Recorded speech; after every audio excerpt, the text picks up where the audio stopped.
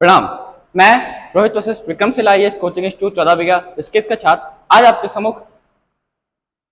सम्मुख जल प्रदूषण, ध्वनि प्रदूषण एवं मृदा प्रदूषण टॉपिक लाया हूं। सर्वप्रथम मेरे पिछले प्रेजेंटेशन में वायु प्रदूषण में कुछ इंपॉर्टेंट पॉइंट्स मिस हो गए, जैसे कि जो ओजोन परत है, ओजोन परत को नापने की इकाई क्या है? ओजोन परत को नापने की इकाई है डॉप्सन। डॉप्सन ओजोन परत को नापने की यूनिट है।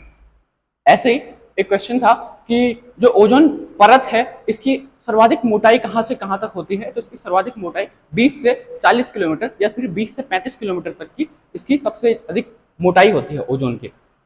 जो थर्ड क्वेश्चन हो सकता है वो होगा जो ओजोन है, क्या जो ओजोन है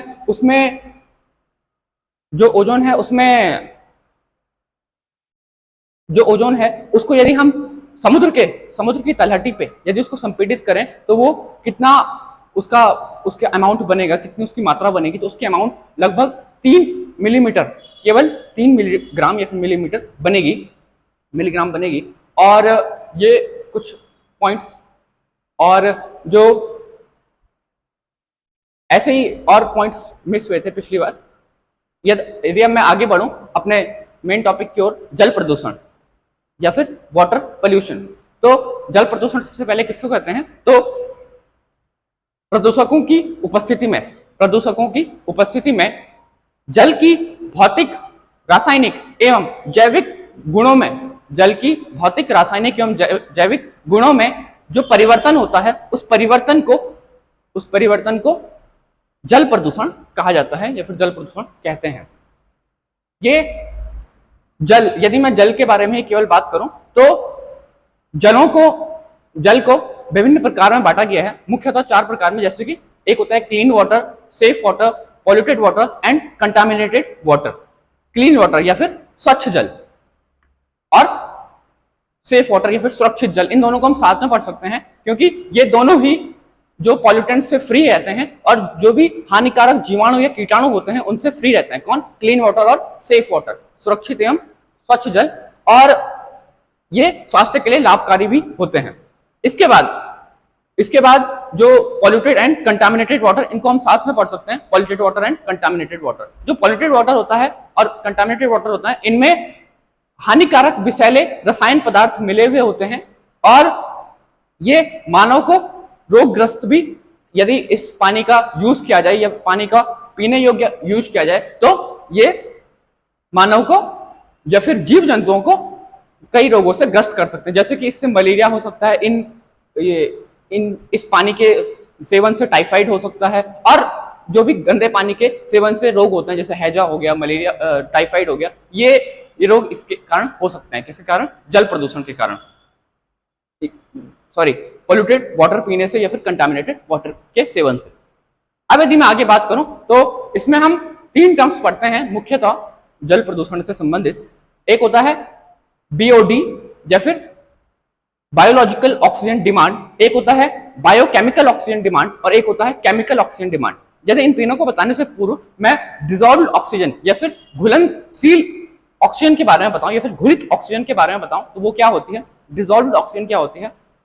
तो डिसॉल्व्ड ऑक्सीजन, जो ऑक्सीजन जल में जो ऑक्सीजन पानी के साथ घुली हुई होती है, पानी के साथ मिली हुई होती है, उस या फिर पानी में रहती है, उस ऑक्सीजन को क्या कहते हैं? डिसॉल्व्ड ऑक्सीजन या फिर DO, capital D capital O, DO कहते हैं, घुलित ऑक्सीजन कहते हैं। और यही ऑक्सीजन जो है ये समुद्र के जीवों या फिर जो जलीय जीव हैं उनका, वो इसी घुलित ऑक्सीजन का श्वसन करते हैं, इसी घुलित ऑक्सीजन को श्वसन में प्रयुक्त करते हैं।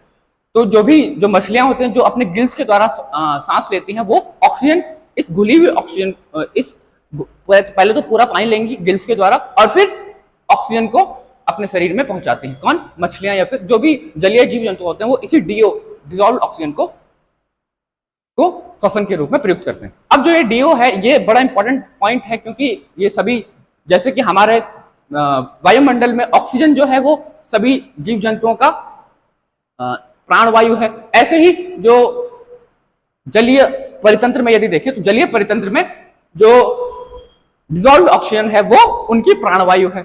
डिसॉल्व्ड ऑक्सीजन है वो ऑक्सीजन ही, वायुमंडल की ऑक्सीजन ही है। इस डीओ की एक और इंपॉर्टेंट पॉइंट है कि जो डिजॉल्व ऑक्सीजन होती है, जो घुलित ऑक्सीजन होती है, इस पे इसका क्या क्या मतलब ये किसके प्रभाव में घुलित होती है। तो जो घुलित ऑक्सीजन होती है ये फिर डिजॉल्व ऑक्सीजन है, ये जितना अधिक दाब बढ़ेगा, जितना अधिक दाब बढ़ेगा उतनी ज्यादा ये घुलित, मतलब दाब बढ़ने पर घुलित ऑक्सीजन की मात्रा भी बढ़ती है, इसमें जल में। इसी प्रकार से यदि हम ये घुलित ऑक्सीजन को देखें तो अब यदि मैं आगे अपने टॉपिक में आऊं वापस से, बीओडी या फिर biological oxygen demand. Biological oxygen demand क्या होता है? तो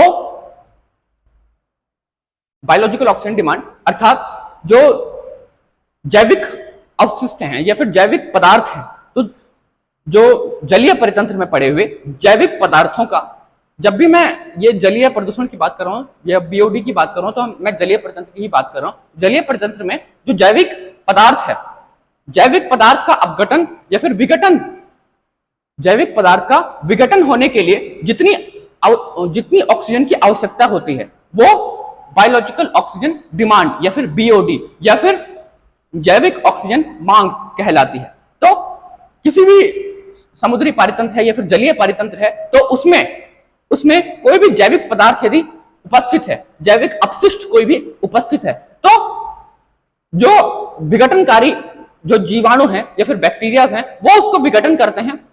जो एरोबिक बैक्टीरियाज है या फिर जो एनारोबिक बैक्टीरियाज हैं, एरोबिक बैक्टीरिया जो कि ऑक्सीजन को श्वसन के रूप में लेते हैं, ऐसे एनारोबिक बैक्टीरियाज हैं वो उसको विघटित करते हैं, किसको? जैविक अपशिष्ट पदार्थ को, कहां? जलीय परितंत्र में पड़े हुए। तो उसको अपशिष्ट करने में वो जो जीवाणु जितनी ऑक्सीजन का उपयोग कर रहे हैं, जितनी ऑक्सीजन का उपयोग कर रहे हैं उसको हम क्या कहेंगे? जैविक ऑक्सीजन मांग कहेंगे। तो इसका अर्थ क्या है कि जितना अधिक जैविक अपशिष्ट जलीय परितंत्र में पड़ा होगा उतना अधिक ऑक्सीजन किस पे लगेगा? उसके अपघटन पे लगेगा। इसका अर्थ क्या है कि जो समुद्री जीव हैं या फिर जो जलीय जीव हैं उनको वो ऑक्सीजन नहीं मिल पाएगी, उनको वो ऑक्सीजन घुलनशील जो डीओ है वो किसने ले ली? वो हमारे बैक्टीरियाज ने ले ली, अपघटनकारी बैक्टीरियाज ने ली, तो वो उनको ऑक्सीजन नहीं मिल पाएगी, जिससे कि उन्हें ऑक्सीजन डीओ की कमी महसूस होगी। किसे? बाकी जलीय जीव जंतुओं को। और ऐसे ही हम एक और टर्म पढ़ते हैं, biochemical oxygen demand, biochemical oxygen demand. तो एक रॉयल कमीशन है, रॉयल कमीशन ने 1912 में इस पर शोध किया और इसकी एक परिभाषा भी दी बायोकेमिकल ऑक्सीजन डिमांड की। उन्होंने क्या कहा? रॉयल कमीशन के अनुसार जो कार्बनिक पदार्थ है, जो कार्बनिक पदार्थ हैं उनका ऑक्सीकरण जो अनॉक्सी जीवाणु कर रहे हैं, वो जितनी ऑक्सीजन का प्रयोग करेंगे उस ऑक्सीकरण को करने के लिए, कार्बनिक पदार्थों के ऑक्सीकरण को करने के लिए, वो क्या कहलाएगा? बायोकेमिकल ऑक्सीजन डिमांड कहलाएगा, बायोकेमिकल ऑक्सीजन डिमांड कहलाएगा। इसके बाद जो नेक्स्ट टर्म थी वो थी chemical oxygen demand. Chemical oxygen demand, chemical oxygen demand क्या होता है कि जो कार्बनिक या फिर ऑक्सीकरण हो सकने वाले अकार्बनिक पदार्थ, कार्बनिक या फिर जिसका ऑक्सीकरण हो सकता है वो अकार्बनिक पदार्थ, वो कार्बनिक पदार्थ जब उनके ऑक्सीकरण के लिए जीवाणुओं को या फिर बैक्टीरियाज को जितनी ऑक्सीजन की आवश्यकता होगी वो केमिकल ऑक्सीजन डिमांड कहलाएगा, केमिकल ऑक्सीजन डिमांड कहलाएगा। तो ये तीनों टर्म्स एक जैसे हैं, बिल्कुल सेम है, किंतु इनमें डिफरेंस क्या था? बायोलॉजिकल ऑक्सीजन डिमांड में जैविक पदार्थों का विघटन हो रहा था, जो बायोकेमिकल ऑक्सीजन डिमांड है उसमें रॉयल कमीशन ने क्या कहा कि जो कार्बनिक पदार्थ है उनका ऑक्सीकरण हो रहा था, और जो केमिकल ऑक्सीजन डिमांड है उसमें जो कार्बनिक है और अकार्बनिक जो भी ऑक्सीकृत हो सकते हैं वो अकार्बनिक पदार्थों का विघटन हो रहा था। इन तीनों में डिफरेंस है, साथ में हम पढ़ सकते हैं। और इसका जो कोर जो पॉइंट है वो यही है कि यदि तो ये जो बीओडी है, जो मैंने इतने तीन टर्म्स बताए, बीओडी और ये तीनों टर्म्स जो हैं ये क्यों यूज में लाए जाते हैं? तो इन्हीं के द्वारा जल प्रदूषण का मापन किया जाता है। जैसे कि यदि बीओडी किसी जल का या किसी नदी का, किसी झरने का अधिक है तो इसका अर्थ क्या है कि इसका अर्थ है वहां पे जैविक अपशिष्ट बहुत सारे पड़े हुए हैं और उनका जो जब अपशिष्ट पड़े होंगे तो अपने आप ही जो उसको उसको विघटन करने वाले, उसको ऑक्सीकरण करने वाले जो जीवाणु होंगे अपने आप ही पनप जाएंगे। तो जो जलीय जीव हैं, बाकी के जो मछली हैं, जलीय परितंत्र में जो भी, पारिस्थितिकी तंत्र में जो भी जीव हैं, उनको वो ऑक्सीजन नहीं मिल पाएगी। इसका अर्थ क्या है कि जो जल है वो प्रदूषित हो चुका है। तो जल में जितने कम जैविक अपशिष्ट या फिर जो ऑक्सीकरण होने वाले अपशिष्ट है वो पड़े होंगे, उतना उतना अच्छा होगा जल के लिए और उतना कम प्रदूषित जल होगा। ये इसका कोर पॉइंट है। ये इसका मापक जो है वो है बीओडी, बायोलॉजिकल ऑक्सीजन डिमांड। इसके बाद ये डिजॉल्व ऑक्सीजन की मात्रा को नापता है ना। और इसके बाद यदि मैं आगे बढ़ूं जल प्रदूषण की ओर ही, तो जल प्रदूषण की ओर ही, तो जो जल प्रदूषण है, जल प्रदूषण के कारणों की ओर बढ़ो, जल प्रदूषण के कारणों की ओर बढ़ो। तो जल प्रदूषण के कारण जैसे कि पहला कारण हो सकता है जो औद्योगिक वेस्ट होता है, जो औद्योगिक वेस्ट होता है उसका जो निस्तारण होता है वो नहीं हो पाता है, उसको सीधा नदियों या फिर नालों में बहा दिया जाता है, जिससे कि वो सीधा समुद्र में जाके और समुद्री जीवों को असर करता है। पहले तो नदीय जीवों को, नदी के परितंत्र को असर करता है, फिर जलीय जितना भी परितंत्र है या फिर समुद्री जो परितंत्र है उसको असर करता है, उसको उस पर दुष्प्रभाव डालता है। और जो ये औद्योगिक कचरा है, औद्योगिक कचरा ही बोलेंगे, औद्योगिक अपशिष्ट है, ये इसमें कई सारे मिनरल्स, घातक मिनरल्स जो कि उनके लिए घातक हो सकते हैं, किसके लिए, जीवों के लिए घातक हो सकते हैं, जैसे कि आर्सेनिक। आर्सेनिक एक तत्व है, आर्सेनिक एक तत्व है जिसके कारण जो जल में मिल जाता है और जल में इसकी उपस्थिति के कारण मानवों को बहुत ही हानि या फिर जान माल की हानि होती है। किसके कारण, जल में आर्सेनिक की उपस्थिति से। ऐसे एक फ्लोराइड होता है, फ्लोराइड की उपस्थिति से भी जो जल में उपस्थिति से भी मानव स्वास्थ्य पे बहुत बुरा असर पड़ता है। तो दूसरा जो पॉइंट होगा इसका, जो जल प्रदूषण के यदि प्रभाव में मैं बात करूं तो जल प्रदूषण के प्रभाव में ये पॉइंट आएगा कि जो मानव स्वास्थ्य है उस पर इसका बुरा प्रभाव पड़ता है। किसका, आर्सेनिक है या फिर जो फ्लोराइड है, इनका बुरा प्रभाव पड़ता है। यदि मैं वापस से कारणों पे आए तो जो कारण है इसमें पहला कारण औद्योगिक वेस्ट है, इससे जो प्रभाव पड़ रहा था, क्या पड़ रहा था कि मानव स्वास्थ्य पर प्रभाव पड़ रहा है। ऐसे यदि मैं अब बात करूं दूसरे कारण की, किसका, जो वाटर पोल्यूशन है उसका दूसरा कारण की बात करूं तो इनको प्रभाव और कारणों को हम साथ में पढ़ सकते हैं ना। यदि मैं दूसरे कारण की बात करूं तो वो होगा जल प्रदूषण के दूसरे कारण की, वो होगा और अम्लीय वर्षा। अब जो औद्योगिक वेस्ट आया इनको हम कनेक्ट करके भी पढ़ सकते हैं ना।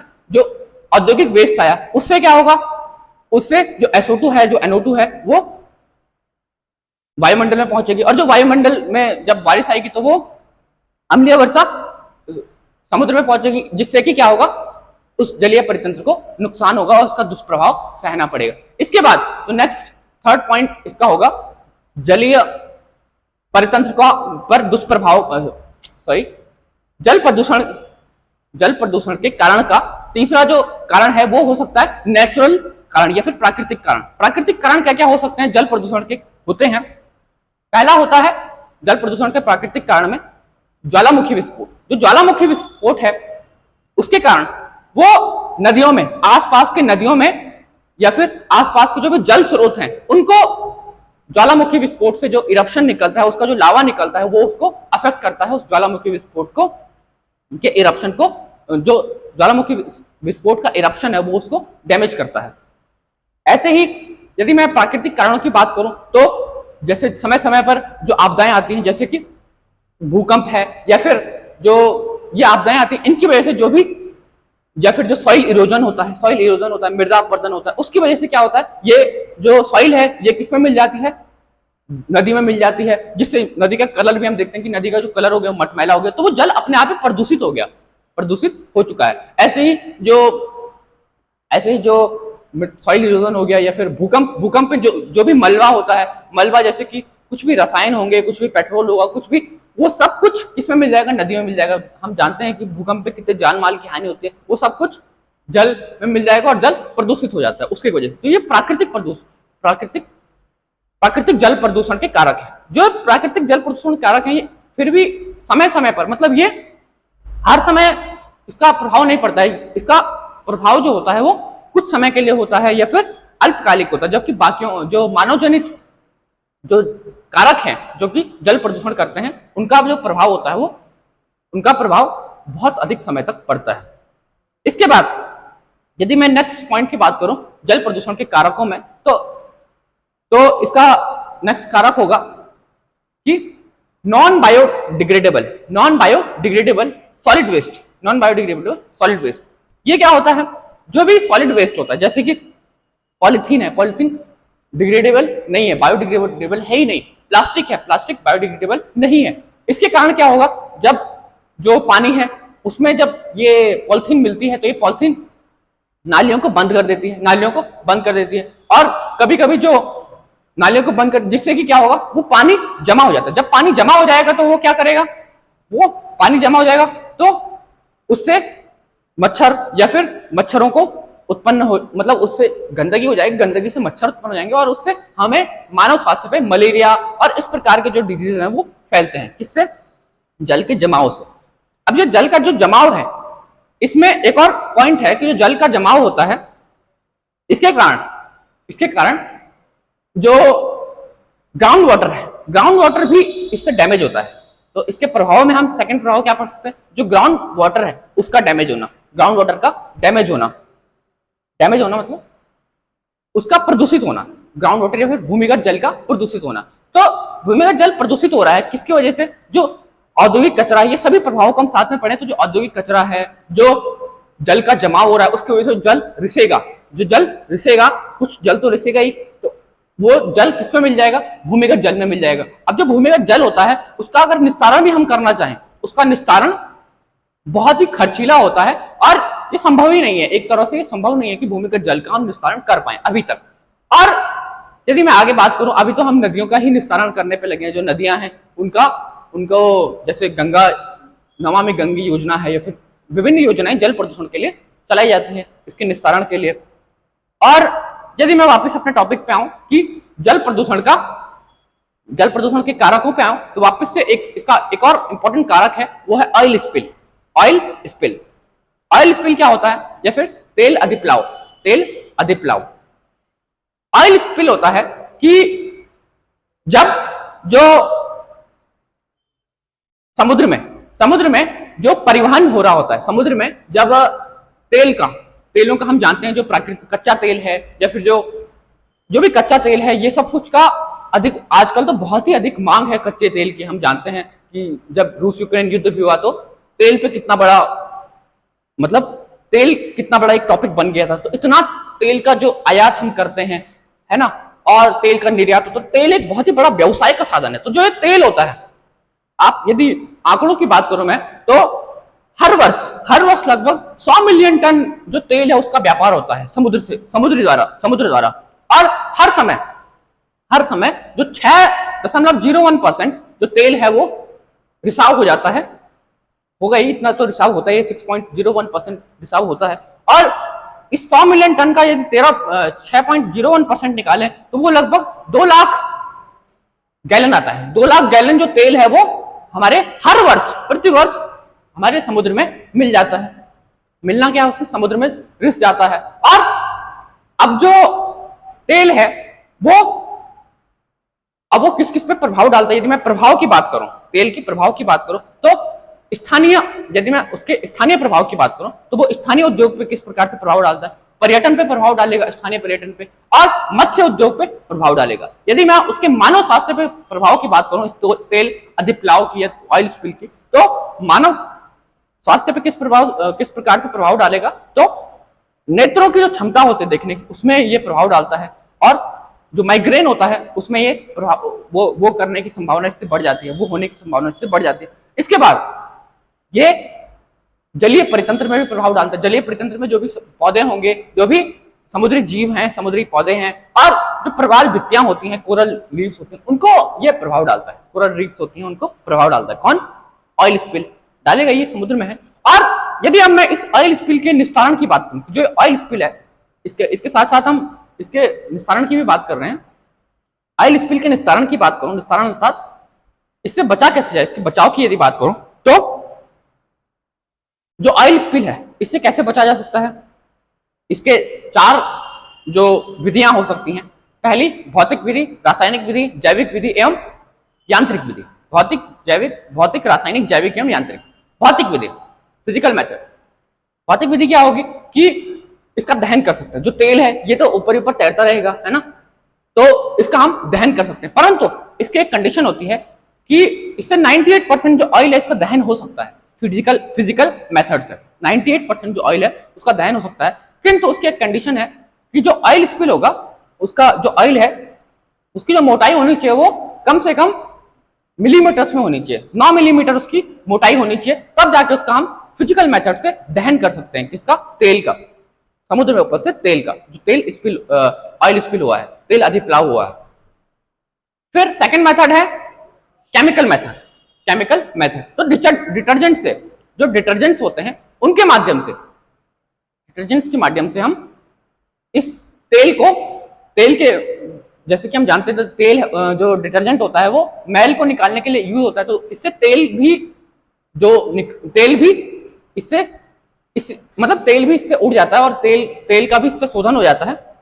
तो जो अपमार्जक होते हैं या फिर डिटर्जेंट होते हैं, अपमार्जकों द्वारा इसका निस्तारण किया जा सकता है। रासायनिक विधि होगी। ऐसे ही एक होती है जैविक विधि। जैविक विधि में एक बैक्टीरिया आता है, वो एक बैक्टीरिया होता है और वो बैक्टीरिया क्या करता है कि एक बैक्टीरिया है, जैसे कि जपेला करके एक बैक्टीरिया होता है, और ये बैक्टीरिया जो होता है ये हाइड्रोकार्बन्स को खाता है और ये हाइड्रोकार्बन्स को खाता है और फिर हाइड्रोकार्बन्स को खा के और फिर CO2 और H2O को रिलीज करता है। तो ये हो गया इसका जैविक मेथड, जैविक विधि या फिर बायोलॉजिकल मेथड। इसके बाद यांत्रिक विधि। ऑयल स्पिल से बचने के लिए एक होती है यांत्रिक विधि। यांत्रिक विधि से क्या होगा? यांत्रिक विधि में कई ऐसे यंत्र होते हैं जिनसे कि जो वैक्यूम क्लीनर की तरह कार्य करता है। अभी वैक्यूम क्लीनर की तरह कार्य करेंगे तो जो समुद्र में उपस्थित जो तेल है उसको वो अवशोषित कर लेते हैं, उसको वो अवशोषित कर लेंगे। और अब यदि मैं आगे बात करूं, ये सब इसके कारण हुए, प्रभाव हुए, कुछ इनके साथ निस्तारण में बताया मैंने। अब यदि मैं आगे अपने अगले टॉपिक पर बढ़ूं, जो कि है मृदा प्रदूषण। यदि मृदा प्रदूषण पे आऊं तो मृदा प्रदूषण क्या होता है कि यदि मैं इसका परिचय दूं मृदा प्रदूषण का, तो पौधों को या फिर सभी जीवधारियों को, सभी जीवधारी में पौधे आ गए, माइक्रोब्स आ गए, या फिर पूरा परितंत्र आ गया, पारिस्थितिकी तंत्र आ गया, जिसमें कि मानव आ गए, सभी जीव जंतु आ गए। तो जो सभी जीवधारी हैं, सभी जीवधारों को पोषण प्रदान करने वाली मृदा भी प्रदूषित होती है। और मृदा का प्रदूषण क्या होता है? यदि मैं मृदा प्रदूषण की परिभाषा बताऊं तो प्रदूषकों की उपस्थिति में या फिर प्राकृतिक एवं मानवजनित कारणों से, प्राकृतिक एवं मानवजनित कारणों से जो मृदा है, मृदा की गुणवत्ता में कमी आ जाती है। इसको हम क्या कहते हैं? मृदा प्रदूषण कहते हैं। तो मृदा की गुणवत्ता में, जैसे कि जो हम कहते हैं मृदा की उर्वरा शक्ति कम हो रही है, तो वही उसकी गुणवत्ता होती है, मृदा की गुणवत्ता होती है। और जो बैरन लैंड होती है या फिर जो बंजर भूमि होती है, उसकी गुणवत्ता बिल्कुल ह्रास हो चुकी होती है प्रदूषण के कारण, या फिर उस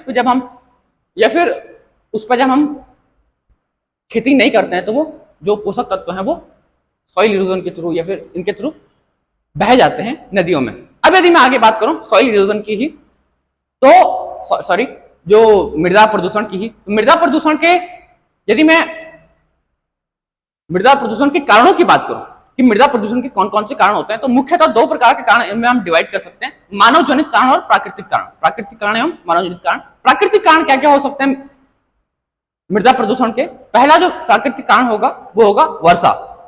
ऐसे ही और भी कारण होते हैं, वर्षा हो गया, तापमान हो गया, विंड हो गई या फिर पवन हो गया, और ज्वालामुखी विस्फोट हो गया, भूकंप हो गया। ये किसके कारण हो सकते हैं?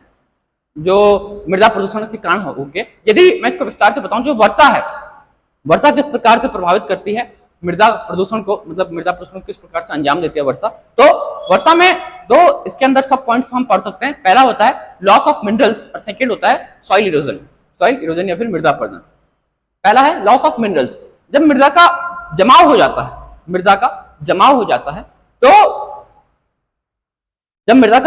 है, तो वो उसमें से जो मिनरल्स होते हैं वो रिस जाते हैं, लीचिंग के थ्रू वो डाउनवर्ड्स मूवमेंट करते हैं, नीचे को मूव करते हैं। और वो कहीं ना कहीं जो टॉप सॉइल होती है, इसमें एक पॉइंट आता है टॉप सॉइल। टॉप सॉइल क्या होता है कि यदि हम मृदा को देखें तो मृदा के सबसे ऊपरी भाग में टॉप सॉइल होती है, जिसमें कि सभी पोषक तत्व विद्यमान होते हैं।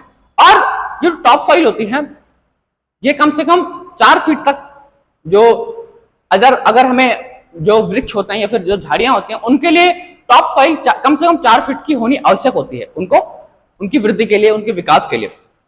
और जो यदि मैं बात करूं कि टॉप सॉइल के बनने की, तो कम से कम जो 4 इंच की टॉप सॉइल है या फिर टॉप सॉइल है, इसको बनने में कम से कम 400 या फिर 1000 वर्ष का समय लगता है इस मृदा को बनने में। और जो टॉप सॉइल है ये सॉइल इरोजन के जो सेकंड पॉइंट है वो है सॉइल इरोजन। सॉइल इरोजन अर्थात कि जो बारिश है या फिर जो बाह्य कारक हैं उनकी वजह से जो मृदा है, टॉप सॉइल है, उसका अपनी जगह से विस्थापित हो जाना, जिसकी वजह से जो मृदा की पोषक तत्वों वाली भूमि थी वो ऊपर से हट चुकी है। और सॉइल इरोजन से जो मृदा है उसकी क्षय होता है। इसके बाद एक जो सेकंड कारक होगा मृदा का प्राकृतिक कारक, वो है विंड। तो विंड इरोजन जैसे कि जो भी शुष्क भूमि होती है या अर्ध शुष्क भूमि होती है, एरिड भूमि या फिर सेमी एरिड भूमि लैंड जो होती है, वो उसमें जो विंड है या फिर जो पवन है वो तेज गति से उसको उड़ा के ले आते हैं, किसको, टॉप सॉइल को। और जिससे कि जो पोषक तत्व वाली भूमि है वो हट जाती है, अपने स्थान से हट जाती है। और ये होता है विंड इरोजन, ये होगा विंड इरोजन। इसके बाद यदि मैं बात करूं कि नेक्स्ट जो कारक होगा वो होता है टेम्परेचर। थर्ड जो सॉइल पॉल्यूशन का कारण होता है वो होता है टेम्परेचर। प्राकृतिक कारक जो होगा वो होगा टेम्परेचर। क्या होता है इसमें, क्या होता है, जो टेम्परेचर होता है तापमान के बढ़ने से मृदा में उपस्थित जो भी किसानों के मित्र कहे जाने वाले केंचुआ हो गया, या फिर जो नाइट्रोजन को नाइट्रेट के रूप में परिवर्तित करता है, नाइट्रोजनीकरण बैक्टीरिया जो होते हैं, जैसे राइजोबियम हो गया, दलहनी फसलों में राइजोबियम पाया जाता है। तो ये जो बैक्टीरिया होता है ये मृदा में रहते हैं। जैसे तापमान में वृद्धि होगी तो ये जो बैक्टीरिया होंगे या फिर जो जीवाणु होते हैं, इनमें इनकी जो कार्य करने की क्षमता होती है वो कम हो जाती है, फिर ये मृत हो जाते हैं। इस पर बुरा प्रतिकूल प्रभाव पड़ता है, किसका, तापमान का। अब तो इससे अपने आप ही जो मृदा है उसमें उसकी अपने आप ही उर्वरक क्षमता कम हो जाएगी, क्योंकि जब उसके जो जीवाणु है उसमें उपस्थित जो जीवाणु है वही तो उसकी उर्वरक क्षमता को और बढ़ाते हैं, उसमें वृद्धि करते हैं। अब यदि मैं आगे बात करूं नेक्स्ट प्राकृतिक कारक की, जो चौथा कारक होगा ज्वालामुखी विस्फोट या फिर वॉल्केनिक इरप्शन। ज्वालामुखी विस्फोट से जो भी मलबा होगा या फिर जो लावा है वो मृदा के ऊपर गिर जाएगा। तो जो पोषक तत्व वाली मृदा थी उसके ऊपर सारा का सारा जो लावा है यदि वो गिर जाएगा, और तो इससे क्या होगा, इससे वो अपने आप ही जो मृदा है वो उसकी जो उर्वरक शक्ति है या फिर जो मृदा का अपना फर्टिलिटी होती है वो उसको छोड़ देगी। इसके बाद जो नेक्स्ट कारक होगा प्राकृतिक कारक, वो होता है भूकंप। तो भूकंप से मृदा में दरार पड़ जाती है, भूमि में दरार पड़ जाती है, और भूकंप से जो भी भवन होते हैं, भवनों का क्या कहते हैं, भवन ध्वस्त हो जाते हैं, विभिन्न भवन जो होते हैं ध्वस्त हो जाते हैं, जिसके कारण वो भूमि के ऊपर गिर जाते हैं, और उसका जो मलबा है वो कई सालों तक या कई समय तक भूमि के ऊपर पड़ा रहता है, जिससे कि जो मृदा होती है वो बैरन लैंड बन जाती है, और वो बंजर भूमि ही बन जाती है। इसके बाद जो अगर मैं अब मानव जनित कारणों पे आऊं कि किन मानव जनित कारणों से जो मृदा प्रदूषण है वो प्रभावित,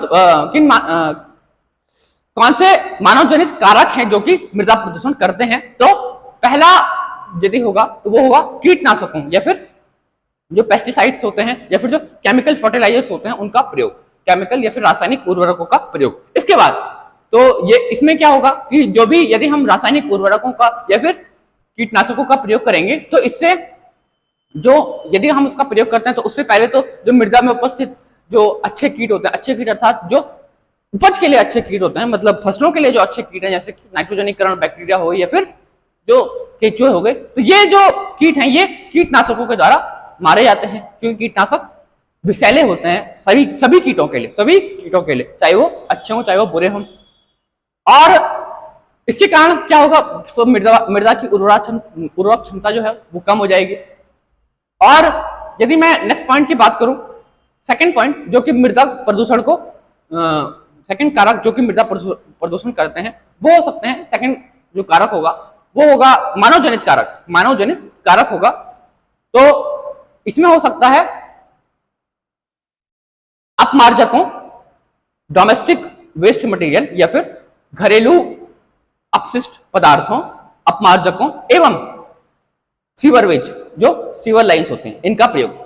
तो सेकंड पॉइंट कहा मैंने, पहले तो घरेलू अपशिष्ट पदार्थ अर्थात domestic waste material. Domestic waste material में पॉलिथीन भी आती है, डोमेस्टिक वेस्ट मटेरियल में जो घर का जैविक अपशिष्ट कूड़ा है वो भी आता है। तो जो जैविक अपशिष्ट कूड़ा है ये मृदा में बिखर जाता है। और जो पॉलिथीन है उसके बारे में तो हम सभी परिचित हैं कि पॉलिथीन के द्वारा जो ये नालियों को बंद कर देती है और उसके द्वारा जो मृदा के जो मूल पोषक तत्व हैं वो रिसाव होकर के लीचिंग के द्वारा नीचे चले जाते हैं, जिससे कि जो टॉप सॉइल के जो पोषक तत्व हैं वो उसमें रह नहीं पाते हैं।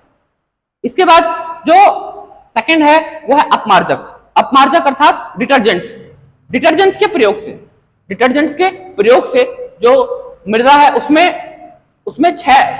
उसकी जो उर्वरक क्षमता है उसमें क्षय पाया जाता है। किससे? अपमार्जकों के या फिर डिटर्जेंट्स के प्रयोग से। ऐसे ही जो सीवेज या फिर जो भी मल युक्त जल होता है या गंदा पानी होता है, इससे ये मृदा में चले जाता है। और इससे क्या होता है, इससे तो मानव स्वास्थ्य पे प्रभाव पड़ता है। जब हम प्रभाव पड़ेंगे तो इससे मानव स्वास्थ्य पे प्रभाव पड़ता है। और इससे जो इसमें अमोनिया पाया जाता है, इसमें मुख्यतः जो सीवेज वाटर होता है इसमें अमोनिया की अधिकता होती है। तो जब अमोनिया सीवेज में पाया जाएगा तो वो मृदा की उर्वरक क्षमता को कम करता है। कौन? अमोनिया। इसके बाद जो यदि अब मैं आगे बात करूं मृदा प्रदूषण के प्रभावों की, तो मृदा प्रदूषण के क्या क्या प्रभाव होंगे। तो मृदा प्रदूषण के एक तो मानव स्वास्थ्य पे इसका सबसे मुख्य प्रभाव पड़ेगा और कृषि पे इसका मुख्य प्रभाव पड़ेगा। जो उपज होगी या जो उपज पैदावार होगी वो कम होगी, क्योंकि मृदा की जो उर्वरक क्षमता है वो कम हो गई है। और जो विभिन्न मृदा में उपस्थित जो कीड़े हैं तो उनका पारिस्थितिकी तंत्र, मृदा का जो पारिस्थितिकी तंत्र है वो बिगड़ जाएगा, है ना। और ये इसमें एक स्टेटमेंट भी आता है, क्वेश्चन आता है कि क्या जो औद्योगिक या फिर जो वायु प्रदूषण है या जल प्रदूषण है क्या वो अधिक हानिकारक है मृदा प्रदूषण से? तो नहीं, जो मृदा प्रदूषण है वो अधिक हानिकारक है औद्योगिक प्रदूषण से, क्योंकि जो मृदा प्रदूषण होता है वो कई सालों तक, कई सदियों तक वो मानव जीवन को या फिर जीव जंतुओं को प्रभावित करता है। और इसीलिए जो मृदा प्रदूषण है वो औद्योगिक प्रदूषण से या फिर वायु प्रदूषण से अधिक हानिकारक होता है मृदा प्रदूषण। इसके बाद अब यदि मैं अपने अगले टॉपिक पे जो कि है ध्वनि प्रदूषण पे आऊं, तो ध्वनि प्रदूषण क्या होता है। सबसे पहले मैं यदि केवल ध्वनि के बारे में बताऊं तो ध्वनि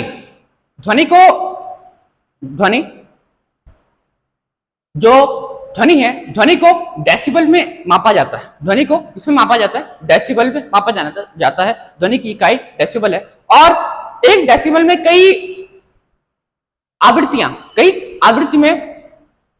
हो सकती हैं, जैसे कि जो मानव श्रव्य की आवृत्ति होती है, मानव के लिए ऑडिएबल होता है, मनुष्य के लिए वो होती है 20 हर्ट्ज से लेकर के 20,000 हर्ट्ज तक। तो जो आवृत्ति है फ्रीक्वेंसी है, इसका मात्रक क्या होता है? हर्ट्ज होता है। और आवृत्ति क्या होती है? तो ये आवर्तकाल का व्युत्क्रम होता है, आवर्तकाल का व्युत्क्रमानुपाती होता है। कौन? आवृत्ति। और जो आवृत्ति होती है इसके आधार पे, आवृत्ति के आधार पे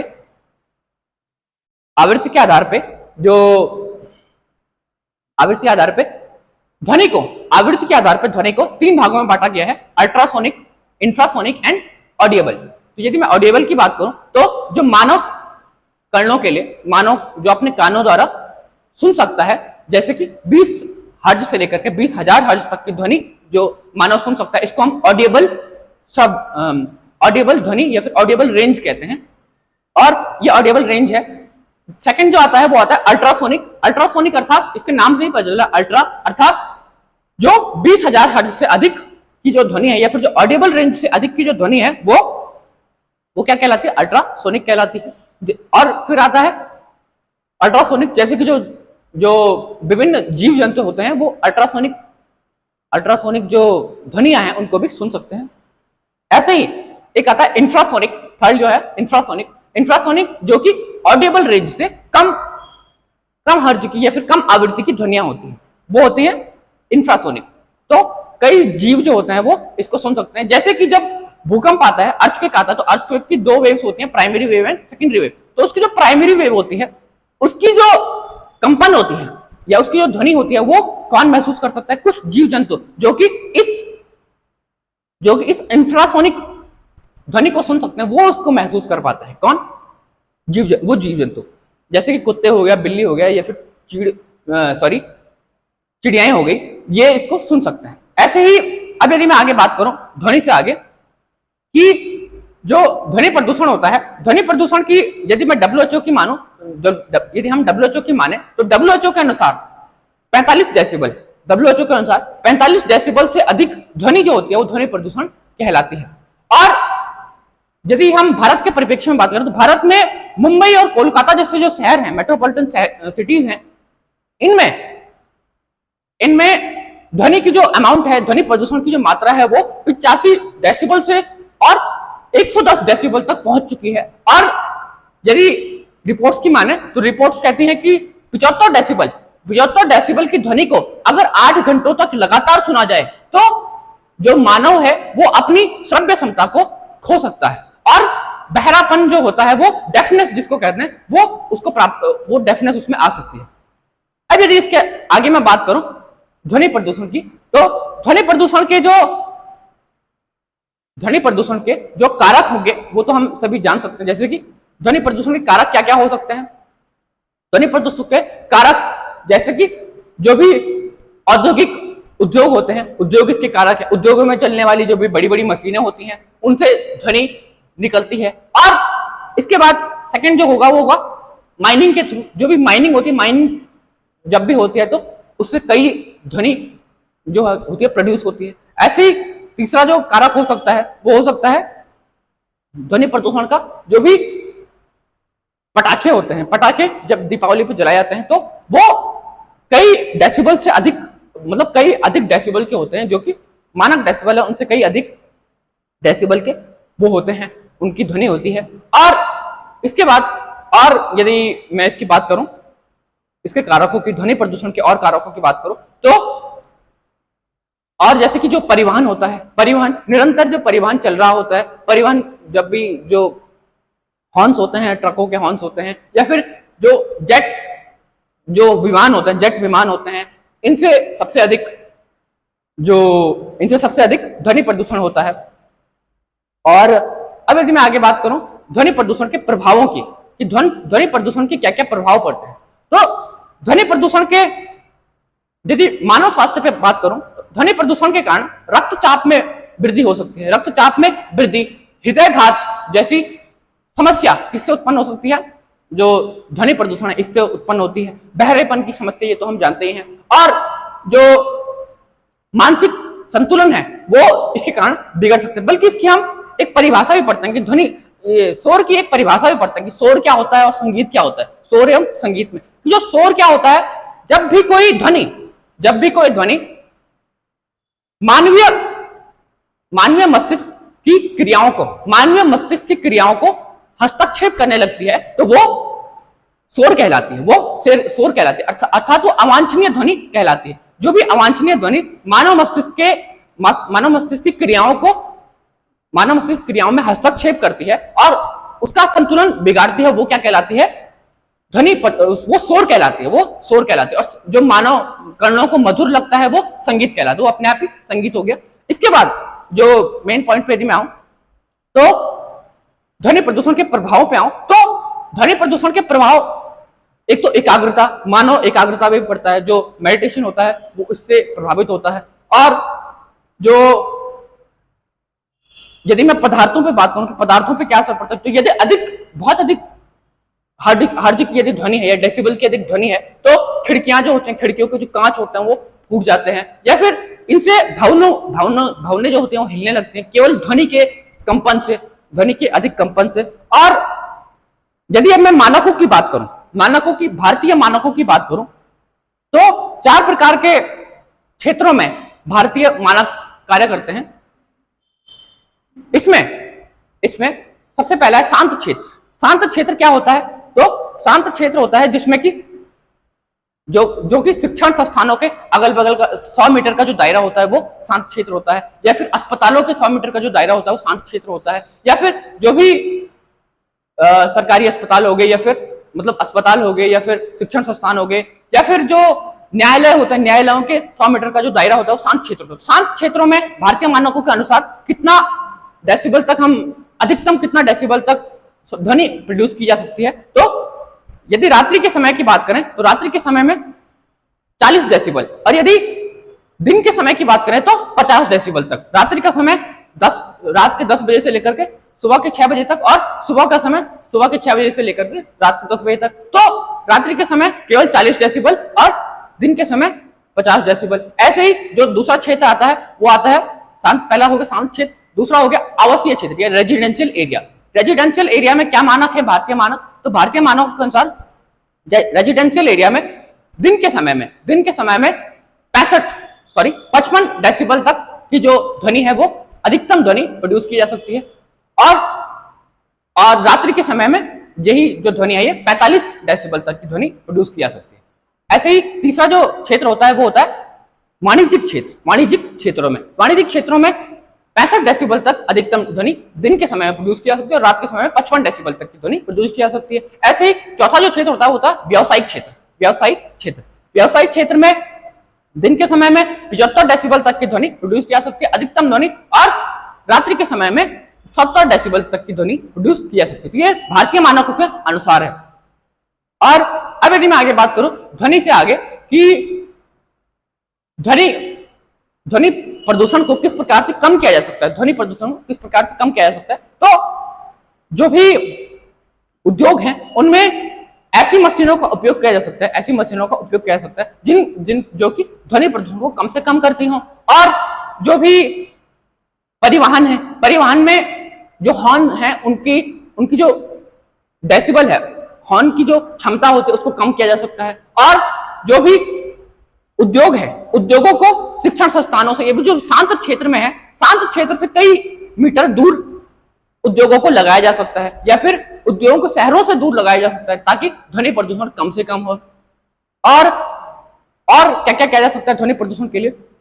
इसका एक पॉइंट आता है कि ग्रीन मफलर क्या होता है, एक इंपॉर्टेंट पॉइंट है, ध्वनि प्रदूषण के अंतर्गत ही आता है। और ग्रीन मफलर क्या होता है? तो ग्रीन मफलर होता है जो बड़े बड़े पेड़ पौधे होते हैं, उनमें ध्वनि को अवशोषित करने की क्षमता होती है, इसे हम ग्रीन मफलर कहते हैं। तो पेड़ पौधों को हम ग्रीन मफलर कहते हैं। तो इसका मतलब क्या है कि ध्वनि प्रदूषण के बचाव के लिए हम क्या कर सकते हैं? बड़े बड़े पेड़ पौधे जो है वो लगा सकते हैं, तो वो ग्रीन मफलर की तरह कार्य करेंगे। और ये सब किसके ध्वनि प्रदूषण के बचाव हो सकते हैं। यहीं पे मैं टॉपिक अपना खत्म करता हूं। Thank you.